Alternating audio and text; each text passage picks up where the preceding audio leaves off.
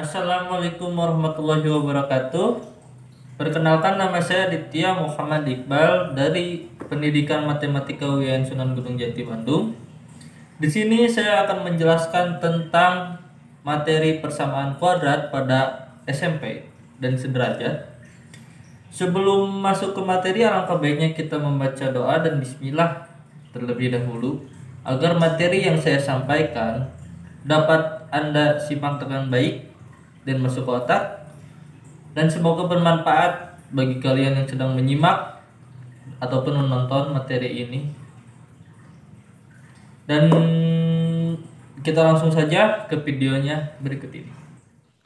Kita ke pengertian. Pengertian dari persamaan kuadrat adalah suatu persamaan yang pangkat tertinggi dari variabelnya adalah 2. Bentuk umum persamaan kuadrat adalah ax kuadrat plus bx plus c sama dengan 0.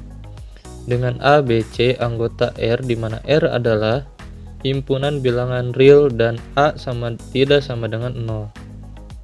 Contohnya, x kuadrat min 4 sama dengan 0, x kuadrat min 9x sama dengan 0, x kuadrat plus 7x sama dengan 10, dan lain sebagainya. Penyelesaian persamaan kuadrat. Nilai pengganti x yang memenuhi persamaan kuadrat ax kuadrat plus bx plus c sama dengan 0 disebut penyelesaian persamaan kuadrat. Beberapa cara untuk menyelesaikan mencari akar-akar persamaan kuadrat yaitu memfaktorkan, yang kedua melengkapkan kuadrat sempurna, yang ketiga menggunakan rumus kuadrat ABC atau rumus ABC.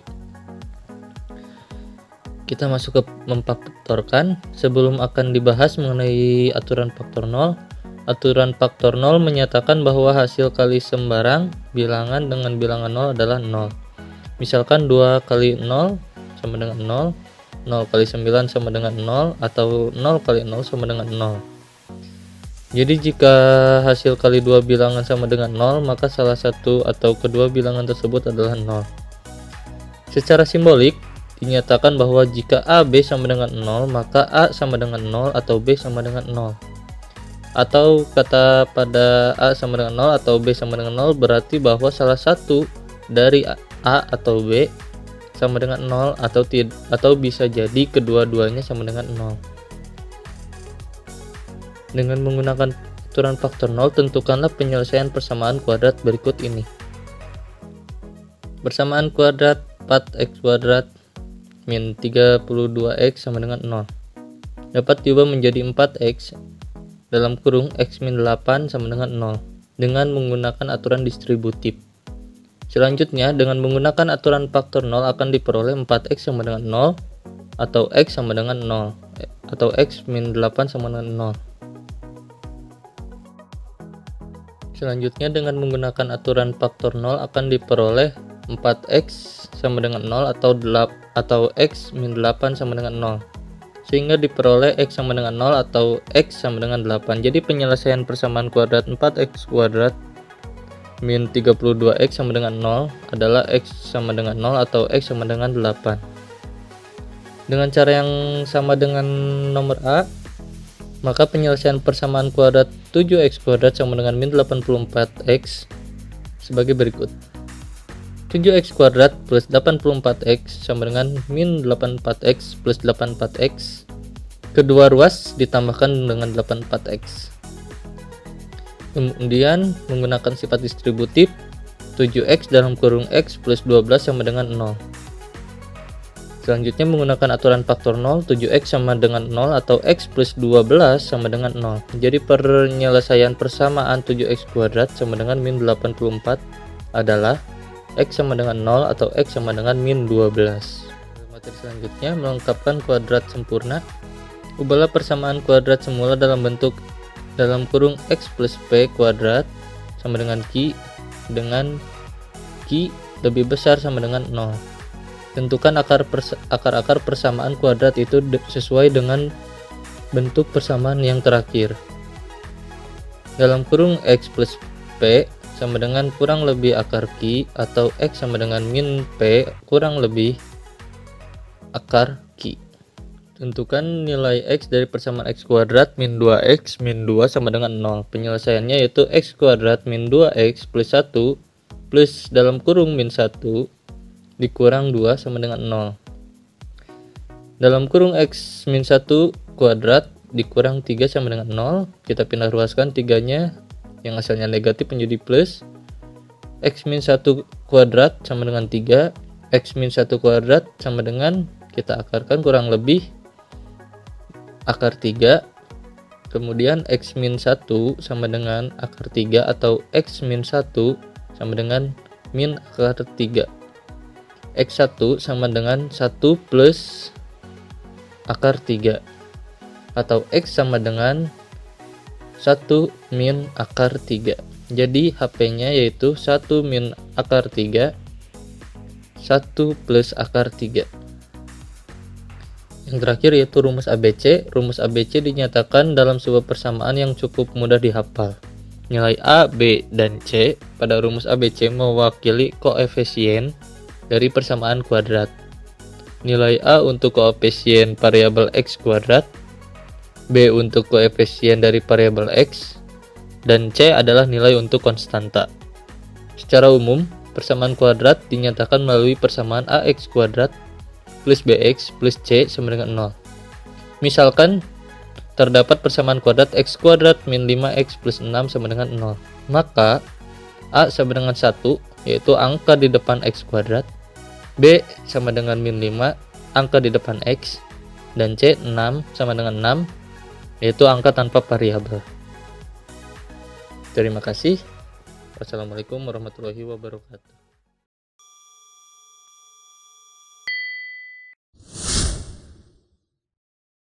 Assalamualaikum warahmatullahi wabarakatuh. Perkenalkan, nama saya Alia Fernaliasi dengan NIM 11950500012 kelas 4A Pendidikan Matematika.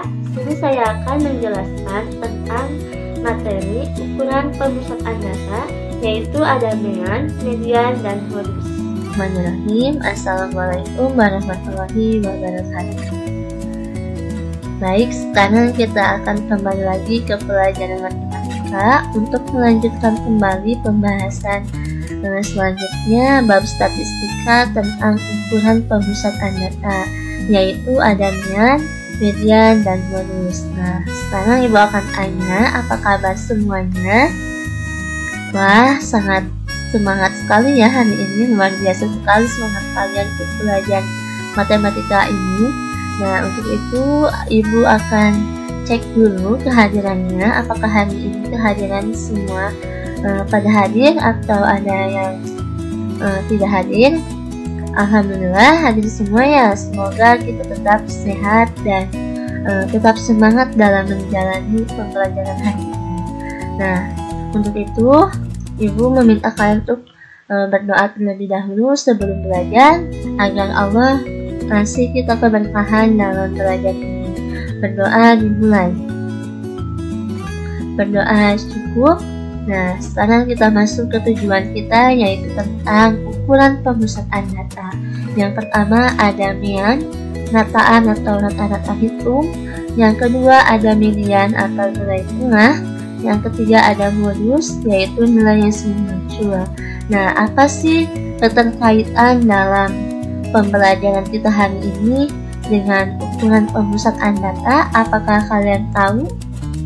Oke, nah keterkaitan ini dalam kehidupan sehari-hari yaitu mengetahui mayoritas nilai ulangan sebuah mata pelajaran. Terus kita juga dapat mengetahui atau menghitung rata-rata sepatu teman kalian sekelas, atau kita juga dapat menghitung rata-rata tinggi badan kalian dengan teman sekelas dan lain sebagainya ya. Nah, sekarang kita masuk ke mean. Mean yaitu nilai yang diperoleh dari jumlah sekelompok data dibagi dengan banyaknya data. Nah, simbolnya yaitu X bar. Maka rumusnya X bar sama dengan jumlah semua nilai dibagi banyaknya data, atau X bar sama dengan sigma X per N. dengan keterangan X bar sama dengan mean, sigma X sama dengan jumlah sumuan nilai, dan N sama dengan banyaknya data. Nah, kita masuk ke contoh soal. Hitunglah rata-rata hitung atau mean dari nilai-nilai 7, 6, 3, 4, 8, 8. Penyelesaiannya X sama dengan 7, 6, 3, 4, 8, 8. N-nya sama dengan 6. Maka sigma X-nya sama dengan 7 ditambah 6 tambah 3 ditambah 4 tambah 8 tambah 8 sama dengan 36. Kita masukkan ke dalam rumus X bar sama dengan sigma X per N sama dengan 36 dibagi 6, maka hasilnya 6. Jadi mean dari data tersebut adalah 6. Selanjutnya kita ke median. Median adalah datum yang letaknya di tengah suatu data, tapi dengan syarat datanya itu sudah diurutkan dari yang terkecil sampai terbesar. Nah, contohnya, rumusnya yaitu untuk data dengan jumlah ganjil, median sama dengan X1/2 dikali N tambah 1. Maka untuk data dengan jumlah genap, maka mediannya sama dengan Xn/2 ditambah Xn/2 tambah 1/2. Contoh soalnya, hitung median dari data tersebut. Penyelesaiannya biasa kita urutkan dari yang terkecil sampai yang terbesar. Diketahui N-nya sama dengan 13, ini termasuk data ganjil. Maka median sama dengan X1/2 dikali N tambah 1 sama dengan X1/2 dikali 13 tambah 1 sama dengan X1/2 kali 14 sama dengan X7. Nah, cari data ke-7. 1, 2, 3, 4, 5, 6, 7. Maka data ke-7 yaitu nilainya 7. Jadi median dari data tersebut adalah 7. Selanjutnya, contoh yang kedua, dari 10 siswa dari satu kelas dijadikan sampel dan dihitung tingginya. Hasil pengukuran tinggi badan dari 10 siswa tersebut adalah sebagai berikut. Nah, hitung median dari data tinggi badan ke 10 siswa tersebut. Penyelesaiannya kita urutkan dari yang terkecil sampai yang terbesar. N-nya sama dengan 10, maka mediannya Xn/2 ditambah Xn/2 tambah 1/2 sama dengan X10/2 ditambah X10/2 tambah 1/2 sama dengan X5 ditambah X6/2. X5-nya 170, X6-nya 172, sehingga 170 ditambah 172/2 sama dengan 342/2 sama dengan 172, sehingga median dari data tersebut adalah 171.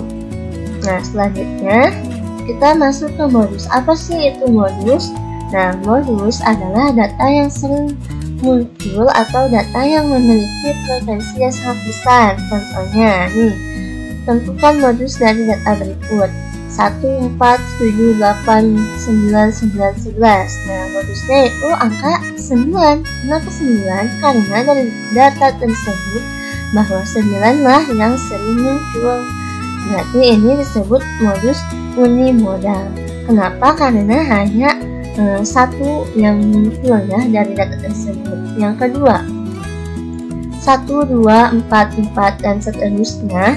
Maka modusnya adalah 4 dan 11. Kenapa 4 dan 11? Karena dari data tersebut yang muncul yaitu 4 dan 11. Dua data yang muncul, berarti modusnya bimodal karena data yang munculnya 2. Nah, yang ketiga yaitu 1, 1, 3, 3, 7, 7 dan seterusnya. Modusnya yaitu angka 1, 3, 7 dan 12. Nah, disebut multimodal. Kenapa? Karena dari data tersebut modus yang munculnya itu lebih dari 2, maka disebut multimodal. Nah, untuk itu sekarang saatnya kita diskusi. Setelah kalian memahami materi yang tadi saya sampaikan, Ibu meminta kalian untuk diskusi kelompok kerjaan halaman 10 nomor 1-5 dalam waktu 20 menit.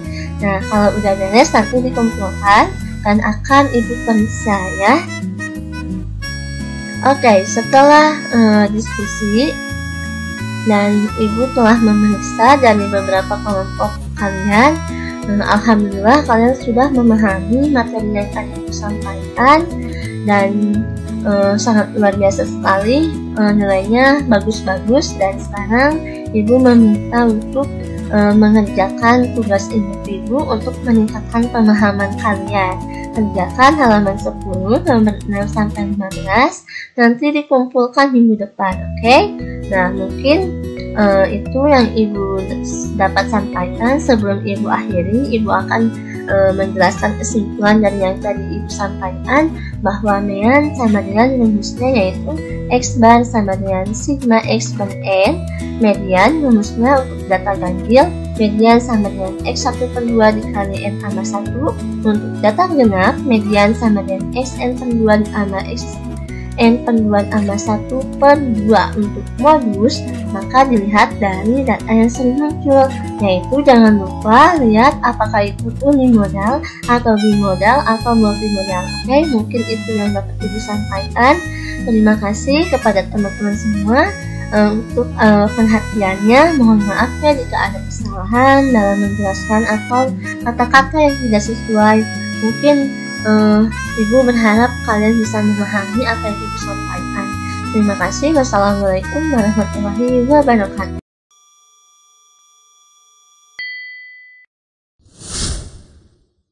Assalamualaikum warahmatullahi wabarakatuh. Halo semua, perkenalkan nama saya Vela Nur Azizah. Di sini saya akan menjelaskan materi matematika mengenai garis dan sudut. Sebelum kita mulai belajar, alangkah lebih baiknya kita berdoa dulu yuk. Berdoa menurut agama dan kepercayaan masing-masing. Berdoa dimulai. Berdoa selesai. Sebelum kita masuk ke materi, kalian tahu nggak sih apa itu garis dan sudut? Contoh mudahnya, kalian pernah lihat kan rel kereta api? Jika kita perhatikan, rel kereta api itu pasti ada dua kan? Dan jika dilihat, rel kereta api itu jaraknya pasti sama. Hal ini membuktikan bahwa rel kereta api itu disusun secara sejajar. Jika rel kereta api tidak disusun secara sejajar, kereta yang akan melintas tidak berada pada jalur yang benar dan akan anjlok. Untuk lebih memahami lagi, yuk kita simak video pembahasan berikut ini. Yang pertama adalah garis. Apa itu garis? Garis adalah suatu susunan yang saling bersebelahan serta berderet memanjang kedua arah. Contohnya di sini ada titik A dan di sebelahnya adalah titik B. Jika titik A dan titik B kita hubungkan akan membentuk suatu garis yang kita sebut dengan garis AB. Lanjut ke kedudukan dua buah garis. Yang pertama adalah garis sejajar. Dua buah garis dikatakan sejajar jika kedua garis tersebut berada dalam satu bidang yang sama namun tidak berhimpit, dan apabila diperpanjang keduanya tidak akan saling berpotongan satu sama lain. Contohnya di sini ada garis M dan di bawahnya ada garis N. Garis M dan N merupakan garis yang sejajar karena jika diperpanjang garis M dan N tidak akan bertemu atau berpotongan. Untuk penulisannya adalah seperti ini. Lanjut ke garis berpotongan.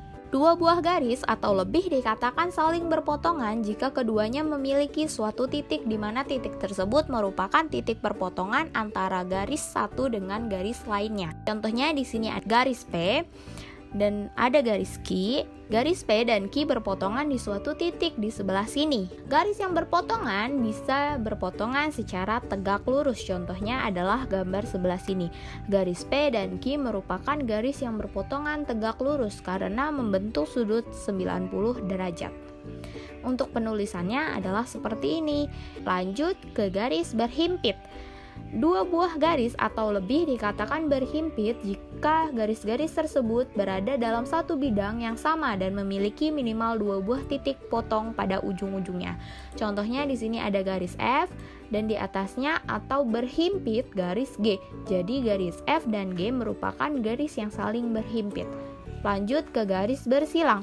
Suatu garis dikatakan bersilang jika kedua garis tersebut tidak sejajar serta tidak berada pada bidang yang sama atau bersilang. Contohnya di sini ada gambar kubus. Garis yang bersilang adalah garis P dengan garis T karena mereka berpotongan tapi tidak pada satu bidang. Lanjut. Sudut adalah jarak putar antara dua garis yang memiliki titik pangkal yang sama. Contohnya di sini ada garis AB yang bertitik pangkal di A dan garis AC yang bertitik pangkal juga di A. Karena titik pangkalnya sama, berarti di sebelah sini adalah sudutnya. Jaraknya antara garis AB dan AC. Ini merupakan sudut. Dua buah garis yang membentuk sudut disebut kaki sudut. Sedangkan titik pangkal antara dua buah garis yaitu titik sudut. Untuk penamaannya ada dua cara. Yang pertama menggunakan satu huruf dan yang kedua menggunakan 3 huruf.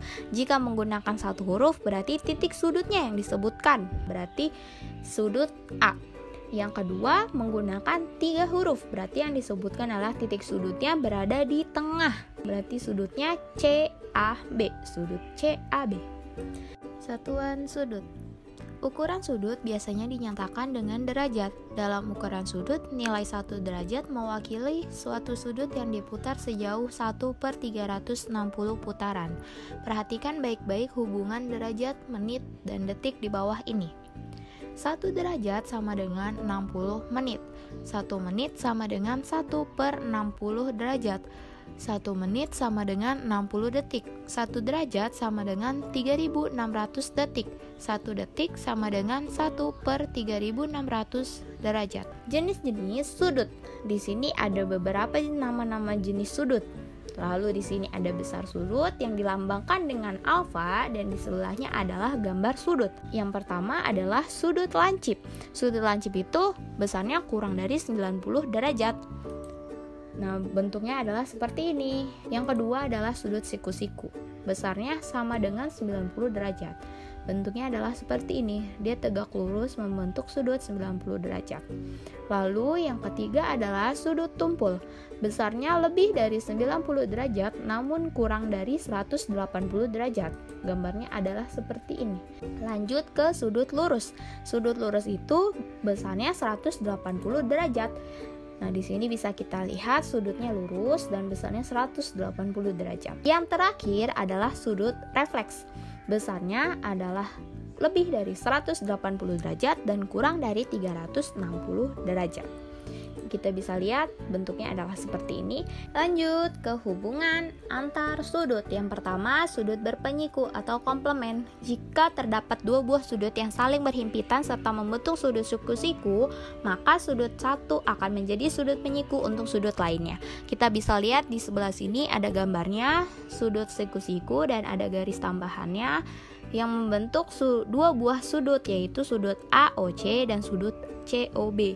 Berarti jika sudut AOC ditambahkan dengan sudut COB besarnya akan 90 derajat. Berarti sudut AOC dengan sudut COB berpenyiku atau berkomplement. Lanjut ke sudut berpelurus atau suplemen. Jika terdapat dua buah sudut yang saling berhimpitan serta saling membentuk sudut lurus, maka sudut satu akan menjadi sudut pelurus untuk sudut lainnya. Kita bisa lihat di sini ada gambar sudut lurus ya, lalu ada tambahan garis. Di sini akan membentuk dua buah sudut, yaitu sudut AOC dengan sudut COB. Jika ditambahkan sudut AOC dengan sudut COB, besarnya akan 180 derajat. Berarti sudut AOC dengan sudut COB berpelurus atau bersuplemen. Lanjut ke hubungan antar sudut pada dua garis sejajar. Yang pertama, sudut sehadap. Merupakan suatu sudut yang mempunyai posisi sama serta besarnya pun sama. Nah, kita bisa lihat di sini ada dua buah garis sejajar yang dipotong suatu garis yang membentuk beberapa sudut ya. Berarti kita lihat yang menghadapnya tuh sama. Kita lihat ya di sini tuh ada A1 dengan B1. Nah, di sini kita bisa lihat A1 dengan B1 menghadapnya sama, yaitu ke kiri atas. Untuk contoh lainnya ada di sebelah sini. Lanjut ke sudut bertolak belakang. Merupakan suatu sudut posisinya saling bertolak belakang dan besarnya pun sama. Nah, kita bisa lihat kalau misalnya bertolak belakang berarti saling membelakangi. Contohnya adalah sudut A1 dengan sudut A4 karena dia saling membelakangi ya. Contoh lainnya adalah sudut A2 dengan sudut A3. dan sebagainya. Lanjut ke sudut dalam sepihak, merupakan suatu sudut yang terletak di bagian dalam serta posisinya terletak pada sisi yang sama. Jika dijumlahkan, sudut dalam sepihak membentuk sudut 180 derajat. Kita bisa lihat ya, untuk memudahkan saya bagi menjadi seperti ini, kita fokus ke bagian dalam karena sudut dalam sepihak. Berarti yang sepihak atau satu bagian adalah A3 dengan B1. Nah, jika dijumlahkan A3 dengan B1, hasilnya akan 180 derajat. Begitu pula A4 dengan B2. Lanjut ke sudut luar sepihak. Sebenarnya sama seperti sudut dalam sepihak, namun bedanya ini di luar gitu. Berarti kita bisa simpulkan sudut luar sepihaknya adalah A1 dengan B3. Untuk contoh lainnya lagi adalah sudut A2 dengan sudut A4. Lanjut ke sudut dalam berseberangan. Merupakan suatu sudut yang terdapat pada bagian dalam serta posisinya saling berseberangan. Besar sudutnya sama. Dan kita bisa lihat ya, kalau misalnya dalam berseberangan berarti kita fokus di bagian dalam. Dan kita lihat yang berseberangan, yang satu di sebelah kiri, yang satu di sebelah kanan. Berarti yang sudut dalam berseberangan adalah sudut A3 dengan sudut B2. Besarnya tuh sama. Lanjut, yang selanjutnya adalah sudut A4 dengan sudut B1. Selanjutnya, sudut luar berseberangan. Sebenarnya sama seperti sudut dalam berseberangan, namun ini di luar gitu. Jadi kita lihat yang bagian luar, kita perhatikan yang berseberangan antara kanan dan kiri. Berarti sudut A1 dengan sudut B4. Yang kedua adalah sudut B2 dengan sudut B3. Contoh soal. Perhatikan gambar di bawah ini. Di sini ada gambar garis sejajar yang dipotong suatu garis. Yang ditanya adalah besar sudut P3 adalah. Nah, untuk menjawab soal ini kita harus tahu hubungan antar sudutnya. Misalnya di sini itu Q1, Q2, Q3, Q4. Berarti yang diketahui adalah Q4. Jika kita lihat Q4 itu berhubungan dengan P2, yaitu sudut luar berseberangan. Berarti kita dapat besar sudut P2 adalah 74 derajat karena sudut luar berseberangan itu besarnya sama. Jika sudah diketahui sudut P2-nya, kita bisa mencari sudut P3-nya dengan melihat hubungan antar sudutnya, yaitu sudut berpelurus P2 dan P3 berpelurus. P2 sudah diketahui 74 derajat ditambah sudut P3 sama dengan 180 derajat. Berarti P3 sama dengan 106 derajat. Sini ada latihan soal. Perhatikan gambar di bawah ini. Yang ditanya adalah besar pelurus sudut KLN. Coba kalian kerjakan dulu ya, mengikuti syarat-syarat yang ada di penjelasan sebelumnya. Alhamdulillah, kita telah menyelesaikan beberapa pembahasan mengenai garis dan sudut. Sekian penjelasan yang dapat saya sampaikan. Kurang lebihnya mohon maaf. Sampai jumpa di lain waktu.